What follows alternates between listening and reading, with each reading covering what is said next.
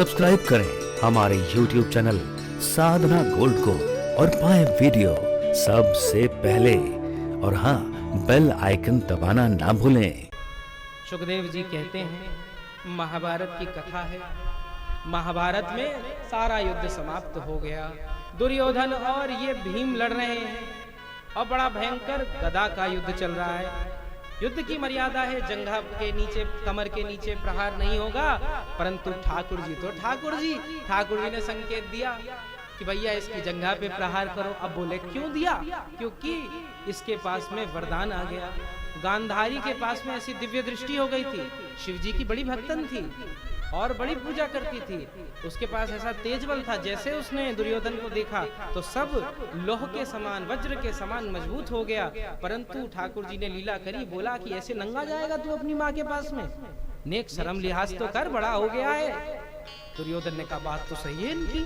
तो वो एक केले का पत्ता बनवा दिया। अब उसको क्या पता था यही केले का पत्ता उसके प्राण ले लेगा। और जैसे गया तो वहां पर सब कुछ तो वज्र का हो गया, बस केवल जंगा ही बची रही। तो ठाकुर जी ने कहा इसकी जंगा ही फोड़ दो। अब भीम जी बड़े अच्छे हैं इस मामले में। युधिष्ठिर जी विचार करते हैं, अरे ये कह रहे हैं करें कि ना करें। भीम के अंदर ऐसा कुछ नहीं। भीम ने सुना ठाकुर जी कह रहे हैं फोड़ दो तो फोड़ दो, जो होगा बाद में देखा जाएगा। अर्जुन भी 100 बार पूछते हैं ये करना चाहिए नहीं करना चाहिए, परंतु भीम ऐसे। एक बार ठाकुर जी का आदेश हुआ, प्रभु आप आदेश करो, तो कहना ही क्या। और बड़े ठाकुर जी के प्रेमी भक्त हैं। कथाओं में ऐसा आता है। एक और भजन खूब बढ़िया गाते हैं। अब बलवान आदमी भजन गाए तो कैसा हो? कोई पहलवान भजन गाए, गाना अच्छा नहीं आता इसलिए बढ़िया गाते हैं, चिल्लाते हैं, परंतु इतने अच्छे भाव हैं कि सब लोग सुन लेते हैं। एक दिन युधिष्ठिर जी ने भगा दिया, अरे बहुत गंदा गाते हो तुम, बाहर गाओ। तो बड़े दुखी हो गए और फिर जंगल में जाकर गाने लगे और ठाकुर जी का ही भजन गाते। तो ठाकुर जी आए और इनको हृदय से लगा लिया। ऐसे भीम है और उठा के गदा दे हमारी महाराज। दुर्योधन का तो वही काम तमाम हो गया। बोलो भक्तवत्सल भगवान की जय। अब दुर्योधन तो ना बचा, बेचारा तड़प रहा। वहीं बलदाऊ जी पधारे। अब बलदाऊ जी अब तक तो ना आए, अब आ गए।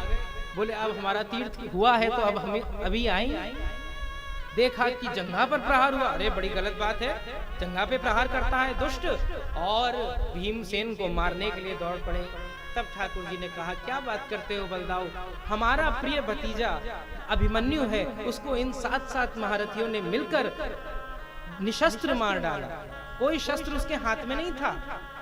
और युद्ध का नियम है, एक रथी के संग रथी लड़ेगा, महारथी के संग महारथी लड़ेगा। ये 7 महारथी, वो अकेला बालक, उस छोटे से बालक की इन लोगों ने मिलकर हत्या कर दी। द्रौपदी का चीर हरण हुआ। तब भी अधर्म नहीं हो रहा था क्या? लाक्षागृह में जलाया गया, अधर्म नहीं हो रहा। जैसे ये सब सुना, बलदाऊ भैया ने कहा इसके संग तो ऐसा ही होना चाहिए।